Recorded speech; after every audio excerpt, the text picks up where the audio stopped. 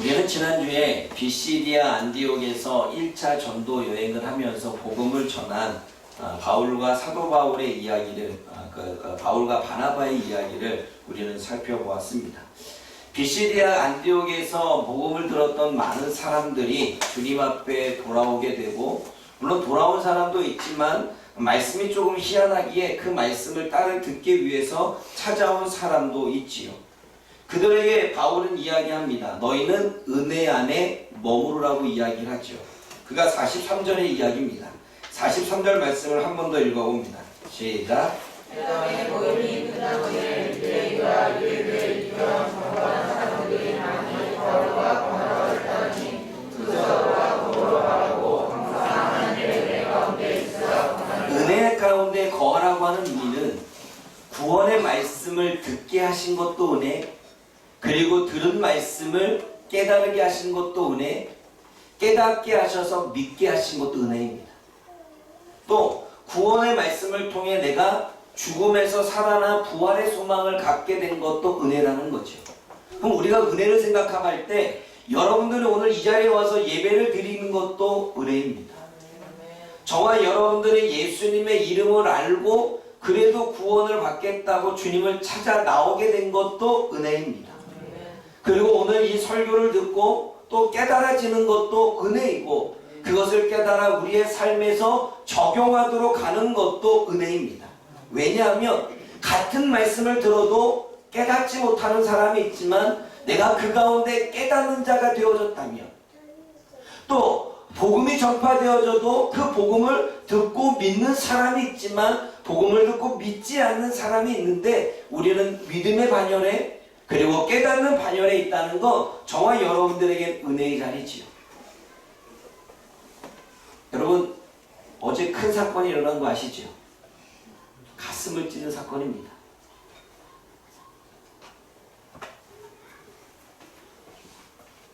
오늘 저와 여러분들이 이 자리에 나와서 주님을 향한 마음으로 또 주님을 향한 믿음으로 간다는 것 자체도 여러분들 은혜인 것입니다. 그 은혜가 바로 은혜라고 말하는 그 바울의 이야기, 비시디아 안디옥 사람에게 너희들의 복음을 전했는데 너희들이 그 복음을 듣게 하고 그것을 깨닫게 하고 그것을 믿어서 다시금 나한테 나오게 하는 것이 하나님의 은혜라는 것입니다. 그 은혜 안에 머물러 있으라고 말합니다. 그 은혜를 유지하라고 말합니다. 이 은혜를 받은 사람이 집에 가서 뭘 했을까요? 사람들에게, 시민들에게, 자신의 지역의 마을 사람들에게 희한한 사람들이 나왔는데 그 사람들이 우리가 듣도 보지 못한 이야기를 전하더라. 그랬더니 수많은 사람들이 몰려옵니다. 44절입니다. 읽어봅니다. 시작. 온 시민이 거의 다 나왔어요. 도대체 그 시민이 몇 명이 사는지 물론 제가 자료를 찾아보면 알 수 있지만 굳이 숫자를 찾아보지 않으려고 합니다. 그러나 중요한 건 온 시민이 다 나올 정도로 정말 바울과 바나바가 전하는 이야기는 파격적이었습니다. 그 은혜를 받은 사람들이 전파해서 그 다음 안식일에 시민들이 몰려오는데, 그 몰려오는 시민들을 바라보면서 시기했던 자들이 있습니다. 누구입니까? 유대인들이지요. 45절 말씀 읽어봅니다. 시작. 유대인들이 그 무리를 보고 신뢰하여 받아요. 바울이 말한 것을 반박하고 비난하거든. 여러분, 누가 나보다 잘 살면 우리는 시기의 마음을 갖습니다. 누가 나보다 조금 뛰어나면 시기의 마음을 갖습니다. 누가 나보다 좀 많이 배웠다 시키면 우리는 시기의 마음을 갖습니다. 저에게도 그러한 마음이 있지요. 우리 교회보다 다른 교회 더 많이 가게 되면 내 마음에도 시기의 마음이 있죠. 그래, 안 그래요? 사람은 누구나가 그러한 마음이 있습니다. 유대인들이 자신들이 복음을 전할 때, 자신들이 말씀을 전할 때 아무런 반응을 보이지 않던 사람들이 바나바와 바울이 나타나서 희한한 복음을 전하니 거기에 몰려가는 걸 보고 우리가 부를 때는 오지 않았는데 시기의 마음이 생긴 거죠. 오늘 본문에는 그 시기의 마음이 열정으로 번역됩니다. 원래 말씀은 열정입니다. 열정을 갖는데 어떠한 열정을 가졌냐면 유대교에 대한 열정이 살아난 겁니다. 그리고 율법에 대한 열정이 살아난 것입니다. 그러니 시기가 가득했다는 거, 저들이 전하는 것과 반대로 내가 믿고 있는 유대교, 내가 믿고 있는 그 신앙, 내가 믿고 있는 그 하나님, 이것에 대한 열정이 생기니까 저들이 전하는 것에 대한 분노의 마음이 올라오겠죠. 그래서 반대하기 시작합니다. 46절입니다. 시작. 45절입니다. 시작. 유대인들이 그물로 시기하였다가 바울이 말한 것을 반박하고 반박했다는 것은 반대했다는 것입니다. 바울과 바나바가 전하는 걸 반대했고, 그리고 비방했다는 건 중상했다는 것입니다. 거짓 이야기를 꾸며내어 그를 회방했다는 것입니다. 그러니까 복음을 전할 때마다 반대 이야기를 하고, 복음을 전할 때마다 거짓 이야기를 만들고 부풀리고, 복음을 전할 때마다 듣지 않게끔 회방했다는 것입니다. 바울과 바나바를 회방하는 유대인들에게 너희가 믿지 않으니까, 너희가 복음을 받아들이지 않으니까 복음이 이방인들에게로 전해진 거 아니냐. 먼저는 너희들이 복음을 듣고 너희들이 하나님을 믿는 사람들로 제대로 믿어야 되는데 듣지 않으니, 받아들이지 않으니 그 복음이 이방인들에게 간 거 아니냐. 그렇게 46절에 기록합니다. 읽어보십시오. 시작. 바울과 바나바가 반대의 말을 이르되 하나님의 말씀을 마땅히 먼저 너희에게 전할 것이오되 너희가 그것을 버리고 영생을 얻기에 합당하지 않은 자로 거쳐가고 우리가 이방인에게로 하나니라.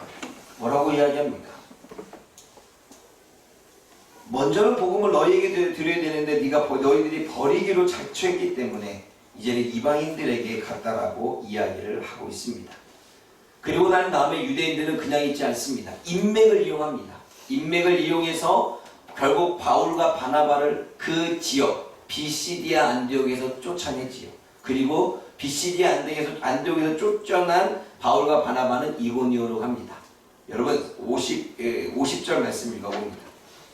시작. 이들이 평범한 귀들과 그 중에 여자를 선고하여 바울과 바나바를 박해하게 하려 그 지역에서 쫓아내니. 유대인들이 경건한 귀부인들이라고 말할 때, 경건한은 뭔가 두려움을 가지고 있어서 뭔가 불안한 요소를 가지고 있는 사람들인데 뭔가 어느 정도의 위치 있는 귀부인. 그리고 신의 유력자라 하는 것은 그 비시디안 안디옥에 어느 정도의 힘을 행사할 수 있는 정치인들. 그들을 선동해서 결국은 바울과 바나바를 쫓아내게 되어지지요.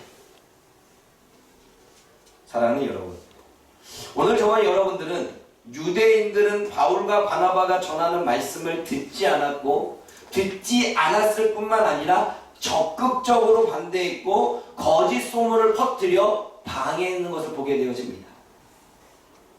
여러분, 바나바가 복음을 전할 때, 바울이 복음을 전할 때 두 부류로 나눠지는데, 하나님의 말씀을 듣는 자와 듣지 않는 자, 하나님의 말씀을 믿는 자와 믿지 않는 자, 하나님의 말씀을 받아들이는 자와 거부하는 자, 하나님의 말씀을 찬성하는 자와 반대하는 자로 나눠지게 됩니다.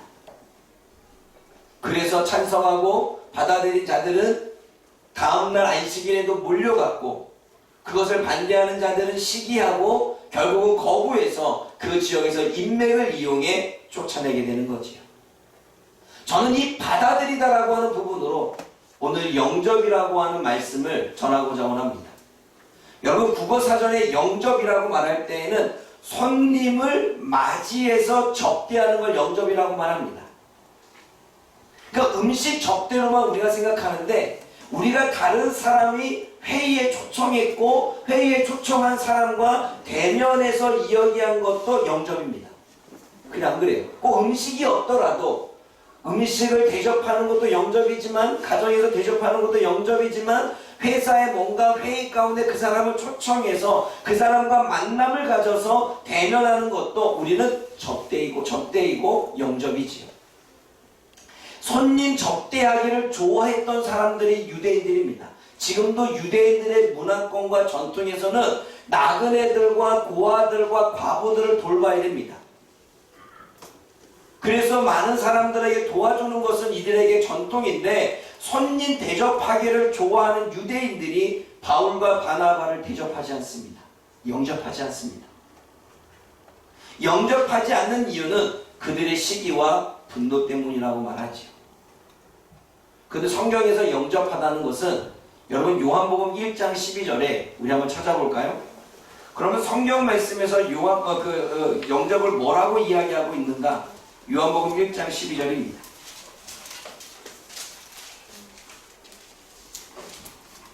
함께 읽어봅니다. 시작. 영접하는 자 곧 그 이름을 믿는 자들에게는 하나님의 자녀가 되는 권세를 주셨으니 영접하는 자, 그 이름을 믿는 자들에게는 하나님의 자녀가 되는 권세를 줬다고 말합니다.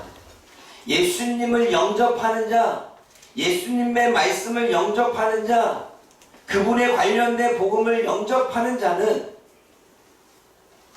예수님으로 말미암아 하나님의 자녀가 되는 권세를 얻는다는 거죠. 여기서 영접이라고 하는 것은 취하다, 받다입니다. 자신에게로 받아들이다는 거죠. 그리고 자신에게 받아들여온 것을 붙잡다는 것입니다. 이게 영접입니다.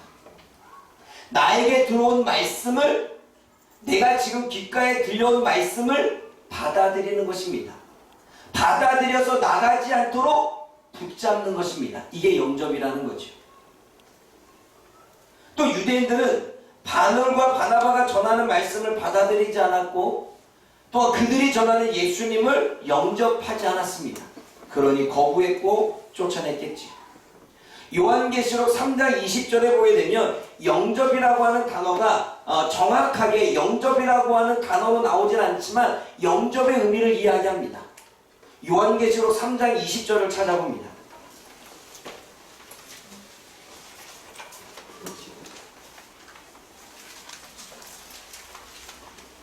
요한복음 3장 20절 시작.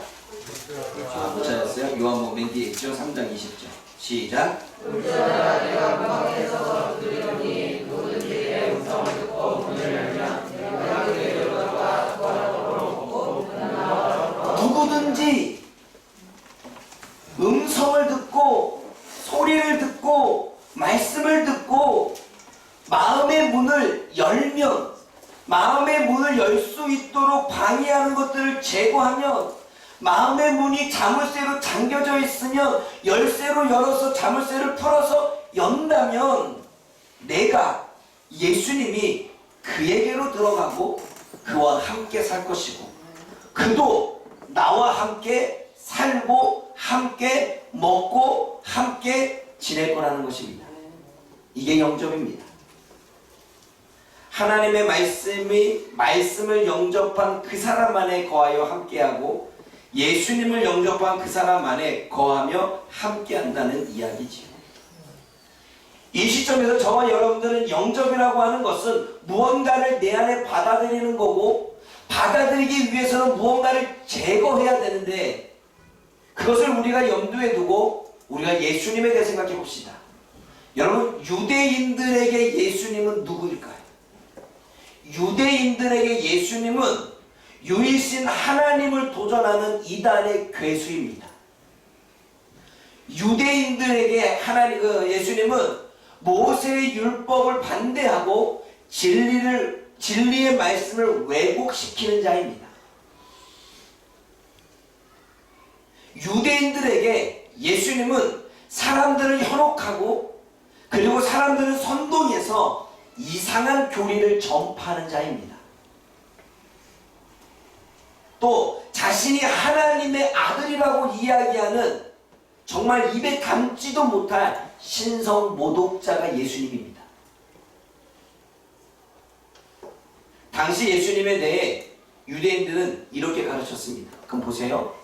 저와 여러분들이 한 번쯤 생각해 봐야 될 것은 유대인들이 아이들에게 율법을 가르치는데 그 율법을 가르칠 때 그 율법을 가르치면서 그 이전에는 모세의 율법을 가르쳤고 모세의 오경을 가르쳤는데 어느 정도 시대가 되면서 이방인들에 의해서 또는 예수님에 의해서 복음이 전파되고 유대교랑 대치가 되는 일들이 벌어지면 정말 그들은 이제는 자녀들에게 뭐라고 이야기했을까요?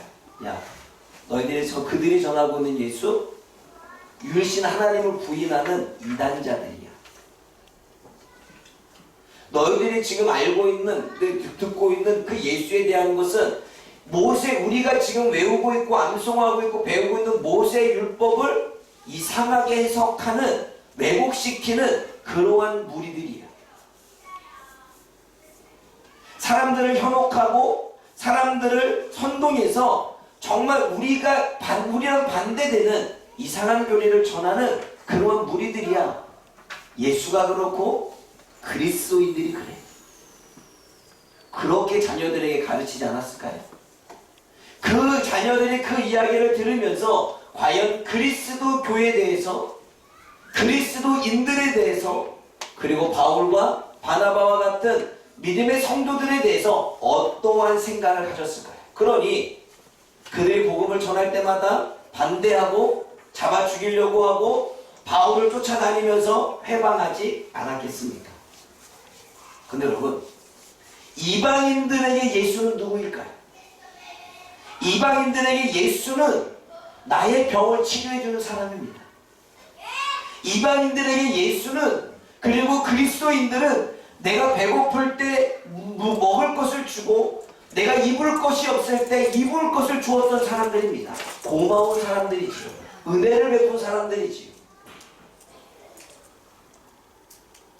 여러분, 유대인이 알고 있는 예수님과 이방인들이 알고 있는 예수님은 다른 것입니다. 그러게 그들에게는 예수라는 존재가, 그리고 그리스도인이라는 존재는 그냥 빛이었습니다. 자신들의 삶의 소망이 되기도 했지.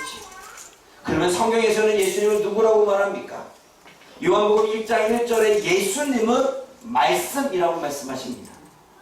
예수님은 빛이라는 것입니다. 예수님은 길이 되고 진리가 되고 생명이 되신다고 말씀합니다. 예수님은 우리들의 삶을 인도하는 목자이고 정말 여러분들을 구원하여 구원의 길로 이끄시는, 죄와 사망을 이기게 하시는 구원자라고 말씀합니다. 예수님은 임마누엘, 저와 여러분들이 언제까지 함께 계시는, 예수님이 육체를 가졌을 때는 육체로 함께 하셨지만 예수님이 육체를 벗고 영이 되었을 때는 영으로 함께 하시는 존재, 알파와 오메가로 처음과 끝까지 모든 인간과 함께하는 존재, 임마누엘이 예수님이십니다.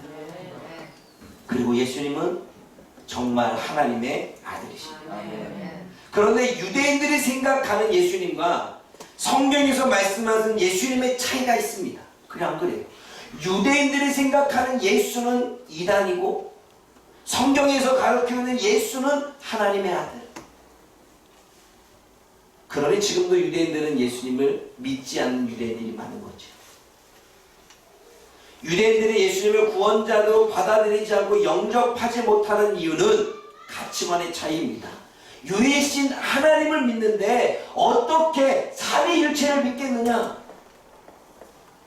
모세의 율법이 우리들의 경전인데 어떻게 우리가 그 율법과는 대치되는 다른 경전을 받아들일 수 있느냐? 그들에게는 전혀 받아들일 수 없는 부분이었습니다. 여러분, 유대인들이 예수님을 받아들이려면 어떻게 해야 될까요? 생각의 유연성이 필요합니다. 그리고 사고의 유연성이 필요합니다. 유일신 하나님,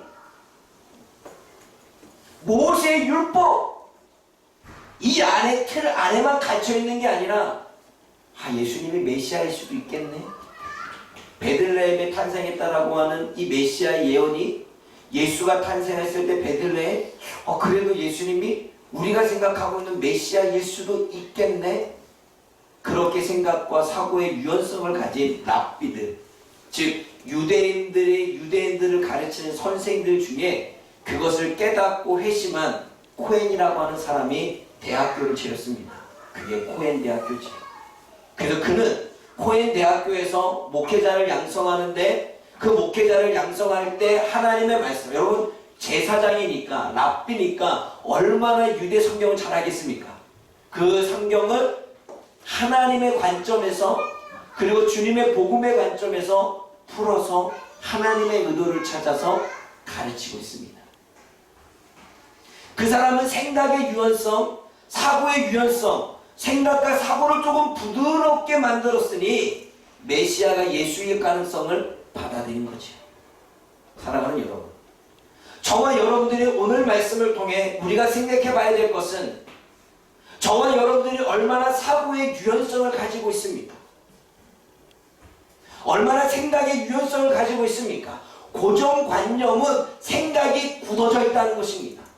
고정관념은 우리들의 마음이 굳어져 있다는 것입니다. 고정관념은 우리들이 생각하고 우리들이 바라고 있고 내가 믿고 있는 것 외에 다른 것들은 받아들이지 않겠다라고 생각하는 것입니다.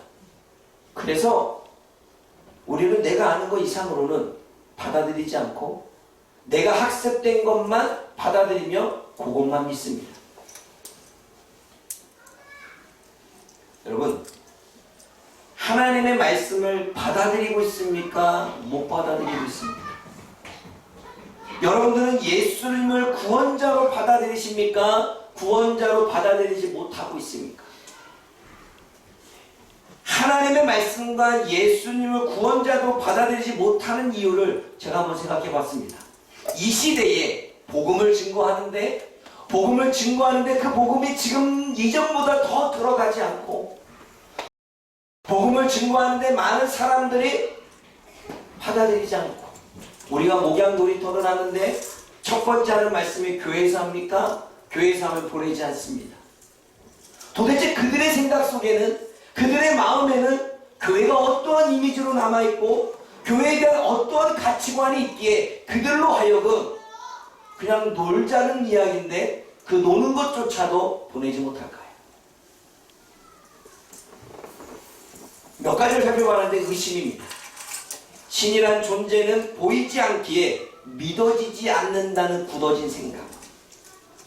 예수라는 존재가 누군가를 대신해서 죽었다는 사실, 전혀 이 시대로 봤을 때 있을 수 없다고 생각하는 그 생각. 그 생각이 신은 존재하고 예수님이 우리의 구원자라고 하는 사실에 대한 의심을 주게 했죠. 학습. 오랜 기간 동안에 신에 대해 기독교에 대해 반대 이야기만 들었습니다. 창조론보다는 진화론 뿐만 아니라 대중매체를 통해 기독교에 대한 비리와 문제들만 들었습니다. 교회의 문제, 교회의 사건, 교회가 하는 일, 부정부패 이런 이야기를 들으니 교회에 대한 이미지는 점점점 더 나빠지지요. 또 상처, 교회를 다니면서 목회자에게 상처를 받고 교회를 다니면서 성도들끼리 상처를 주고받아 그러한 목회자와 성도의 관계 속에 어려움이 생기면 어때요? 밖에 나가서 교회에 대한 이미지를 흐리게 됐죠. 여러분, 하나님과 목회자랑 뭔 상관이 있습니까? 성도들의 문제끼리 벌어진 일이 하나님을 믿는 것과 무슨 상관이 있겠습니까? 그것은 하나님을 믿는 것과 전혀 상관이 없습니다. 그럼에도 불구하고 우리는 밖에 나가서 나의 받은 상처 때문에 교회에 대한 이미지를 흐리게 되지요. 믿는 부모님 밑에서 신앙을 강요당하고 부모님이 종교에 미쳐있다면 아마 그것 때문에 상처를 받아 교회에 대한 이미지, 하나님에 대한 이미지, 기독교에 대한 이미지는 흐려졌을 것입니다. 또 왜곡입니다. 교회와 목회자는 헌금만 강요한다는 이야기. 그럼 제가 헌금 강요합니까? 믿음의 사람들은 입만 살았고 자기들만 아는 존재라고 하는 이야기. 이 모든 이야기는 모든 목회자나 모든 교회나 모든 성도들에게 보편적인 게 아닙니다. 그 중에 인격적으로 문제가 있고 변화되지 못하는 사람들 가운데 나오는 문제겠지요. 그러한 이미지가, 그러한 생각들이 우리는 학습되어져서 결과적으로 우리는 기독교에 대한 이미지가 또는 개신교에 대한 이미지가, 하나님을 믿는 이미지가 점점점 퇴색되어져 간다는 사실입니다. 여러분은 도대체 뭘 믿고 있습니까?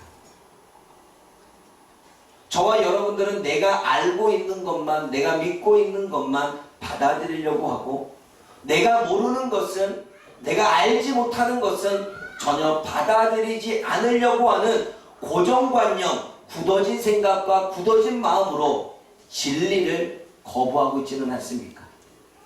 우리는 예수님이 진리이고 그분의 말씀이 진리라는 사실을 우리는 믿습니다. 믿기에 우리는 그 복음을 받아들이겠죠. 그러나 유대인들은 예수는 이단자고, 예수는 하나님의 아들이 아니고, 예수는 모세의 율법을 배척하는 자라고 하는 그 낙인, 그 고정관념이 그들로 하여금 예수님의 말씀도, 예수님 그 자신도 받아들이지 못하겠다는 사실이죠. 근데 여러분, 예수님이 정말 구원자라면 어떻게 하시겠습니까? 우리의 굳어진 생각, 우리의 굳어진 마음, 학습된 생각, 학습된 마음, 상처로 인해서 그렇게 힘들어진 우리들의 생각 때문에, 그 굳어진 생각과 굳어진 마음 때문에 주님의 진리를 못 받아들인다면,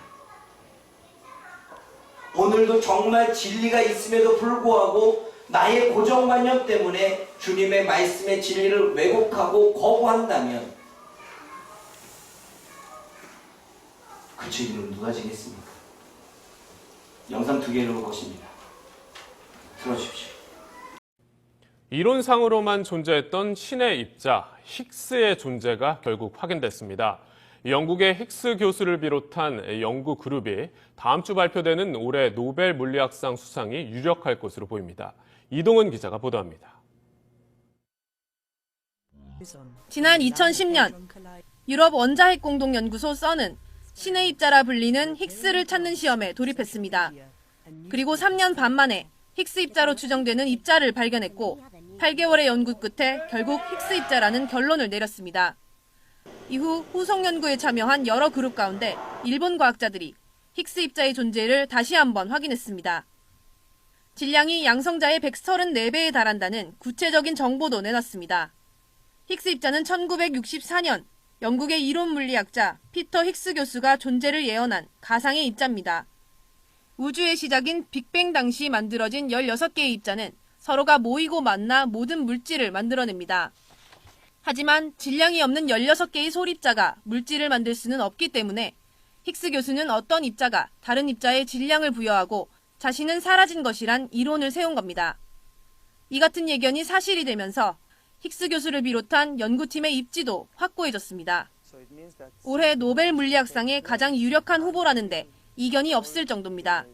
50년 동안 그 사람들이 찾고자 하는 입자를 이제 찾은 거기 때문에 제가 봤을 때는 뭐 입자뿐만 아니라 이제 다른 어떤 물리 분야에서도 이와 같이 이제 오랜 동안 그 퍼즐을 갖고 해결을 하고자 했던 적은 없었던 것 같습니다. 노벨상 후보로서 이제 손색이 없는 것 같습니다. 힉스 입자와는 겨룰 만한 성과가 없어 사실상 수상이 확실시된다는 관측도 나오고 있습니다. 보세요. 한 과학자가 16개의 솔입자가 있는데 이 솔입자는 뭐 과학 시간은 아니니까 잠깐 상식적으로 들으세요. 솔입자가 있는데 여기에는 뭔가 그 질량을 만들 수가 없는 겁니다. 그런데 그걸 만들 수 있는 어떠한 다른 입자가 뭔가 여기에 힘을 딱 부여하고 뭐 질량을 만들어내고 자기는 사라진다는 거죠. 그래서 하나의 이론, 가설을 만들었습니다. 그래서 그것을 이론화를 실험해서 결국은 16개의 솔입자에 뭔가 보이지 않게 힘을 딱 주고서 사라지는 입자가 있다. 그것을 가설을 만들었던 사람이 힉스이기 때문에 힉스 입자라고도 이야기하고 생겨났다가 언제 생긴지 모르기 때문에 신의 입자, 보이지 않는 입자라고 이야기합니다. 그래서 과학자들에게는 하나의 그냥 이론으로만 불과했는데 그것이 발견이 되어져서 노벨상까지 받았습니다. 만약 이 과학자가 보이지 않는 어떠한 물체의 힘이 솔입자에 힘을 준다는 생각의 유연성을 갖지 않았다면 그 힉스 입자를 발견하지도 못했을 것이고 노벨상까지 받지 못했을 것입니다. 제가 여러분들에게 하고 싶은 이야기는 무엇입니까?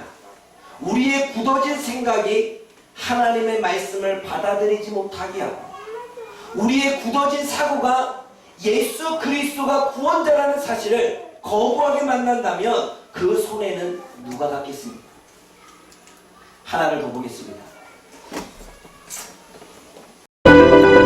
배우 샤론 스톤은 1992년 머리에 심한 부상을 입고 죽음을 맞았지만 흰색빛으로 이루어진 거대한 소용돌이가 그녀의 온몸을 감싸는 등의 환상적인 경험을 한 뒤 다시 살아났다고 증언했으며, 엘리자베스 테일러 역시 죽음을 맞았지만 엄청나게 밝고 긴 터널을 통과하는 기이한 경험을 한 뒤 다시 살아났다며, 그 외 세세한 내용의 4, 5세기의 경험담을 방송에서 말해 화제를 모았다.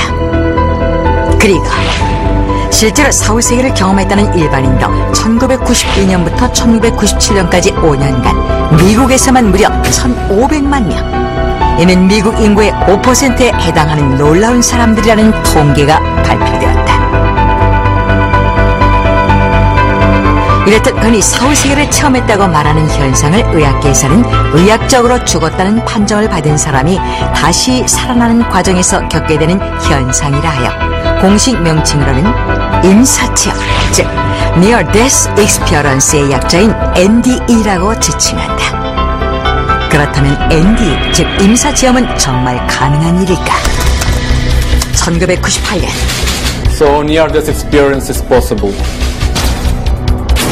심장학자 마이클 세이번 박사는 영국 사우샘프턴의 한 병원에서 심장박동 정지로 의학적 사망 판정을 받고 소생한 환자 63명 중 4명과 네덜란드에 있던 300명의 환자 중 41명이 임사체험을 했다는 연구 집계를 토대로 그들이 임사체험을 할 수 있었던 결정적인 이유를 제시했다. 세이번 박사의 주장에 따르면 심장마비를 일으키는 환자의 경우 이론적으로는 심장이 마비되면 불과 몇 초 사이엔 뇌의 기능도 멈추게 되며, 뇌의 기능이 멈추면 기억하고 생각할 수 있는 기능도 없어져야 한다.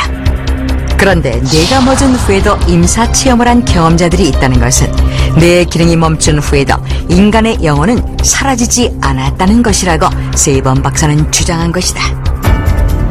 하지만 이에 대해 일부 학자들은 격렬히 반발했다. What are you talking about? What a nonsense! There is no evidence for existence of souls after death. 일부 학자들은 임사체험은 단지 죽음의 충격에 대한 단순한 생리적 반응일 뿐이라는 것. 그렇게 임사체험을 둘러싼 논란이 일자 결국 1998년 미국 조지아주 애틀랜타에서는 서로 반대 입장을 가진 학계 전문가들이 한자리에 모여 의학적인 장비를 갖추고 NDE, 즉 임사체험을 시도, 영혼의 존재를 확인하려는 실험을 했다. 실험 대상은 팸 레이놀즈. 그녀는 가수 겸 작사가로 대중에게 잘 알려진 인물이었다. 그녀는 1991년부터 심하게 앓기 시작했는데 CT 촬영을 통해 거대한 동맥류를 발견, 심실정지 수술을 받아야 하는 상황이었다. 심실정지 수술이란 환자의 몸을 의도적으로 저체온으로 떨어뜨린 뒤 뇌사를 유도하고 일시적으로 완벽한 의학적 사망 상태가 되면 수술이 가능한 것이다.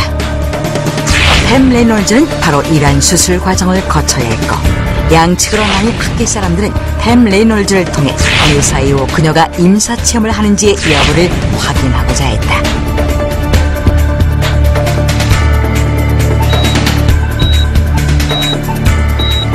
드디어 팸 레놀즈의 수술이 진행되었다. 그녀의 체온은 급격히 하강했고 심장박동과 호흡은 멈췄으며 뇌파는 정지되어 머리에서 혈액이 빠져나갔다. 그녀는 의학적 사망 상태였다. 그런데 수술이 끝난 뒤 깨어난 그녀가 놀라운 말을 했다. During my death, I saw all the procedure of my surgery.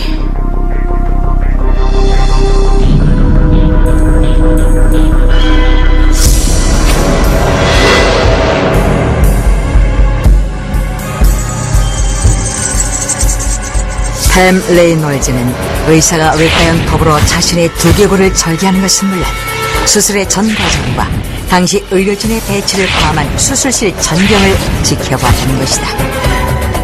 그리고 의료진 외에는 알 수 없는 수술실에 장치된 수술 도구며 집게들이 어떻게 놓여 있었는지도 설명했다.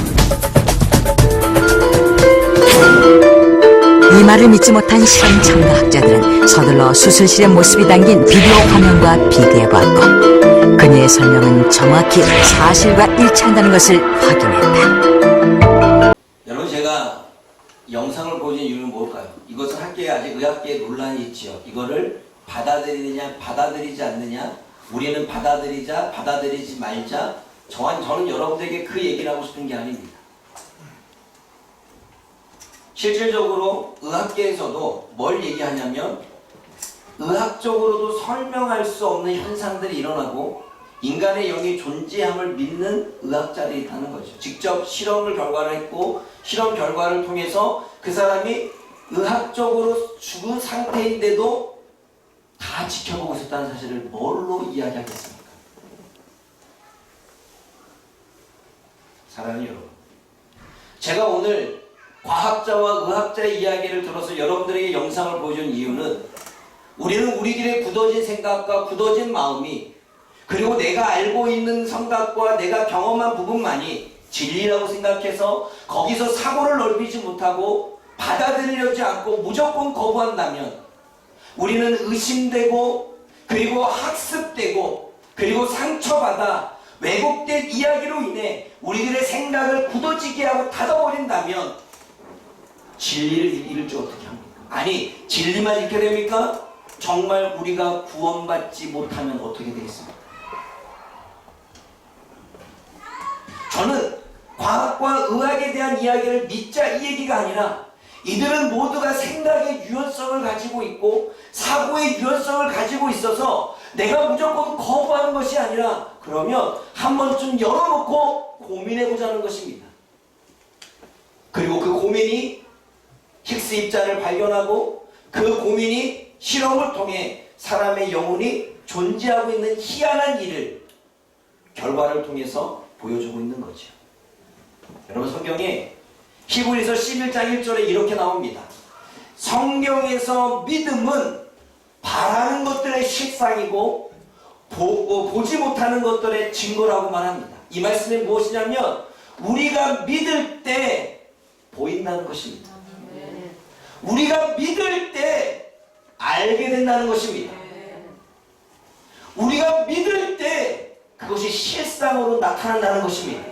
그런데 이미 우리는 안 믿는 걸 믿고 있습니다. 없다는 걸 믿고 있고 예수가 존재하지 않는다는 것을 믿고 있습니다. 그 믿음이 실상이 되어져 경험하지 못하고 받아들이지 못하고 깨닫지 못하게 만드는 거지요. 많은 사람들이 방언은 희한한 거라고 말합니다. 미친 거라고 말합니다. 그런데 직접적으로 방언이 연결되어져서 끈으로 묶여져서 기도했던 사람의 체험을 갖고 이야기를 들으면 그 안에서 우리가 뭔가 묶여있는 나름대로의 힘을 발견합니다. 내가 경험하지 못했다고, 내가 알 수 없다고, 내가 의심이 된다고 그 굳어진 생각으로 인해서 진리를 왜곡시킨다면 나중에 그 값은 어디서 받겠습니까? 사랑하는 여러분, 사고의 유연성을 가지십시오. 믿고 않느냐는, 받아들이고 받아들이지 않느냐는 여러분의 선택이지. 그러나 아니라고 하는 믿음보다 그럴 수도 있다는 믿음이 오히려 우리를 더 일깨우지 않을까요? 우리는 무언가를 믿고 있습니다.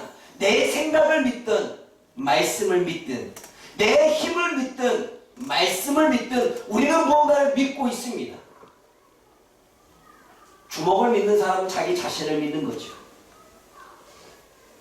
그럼 사랑하는 여러분, 이왕 믿을 거 생각의 유연성과 사고의 유연성을 가져서 하나님의 말씀을 믿어보기를 원합니다. 그때 말씀이 보일 것입니다. 그리고 그때 하나님이 우리의 삶에서 역사하시는 일들을 경험하게 될 것입니다. 그때 하나님이 정말 임마누엘로 나와 함께 하시구나 깨닫게 될 것입니다. 기도합니다. 사랑의 하나님 아버지,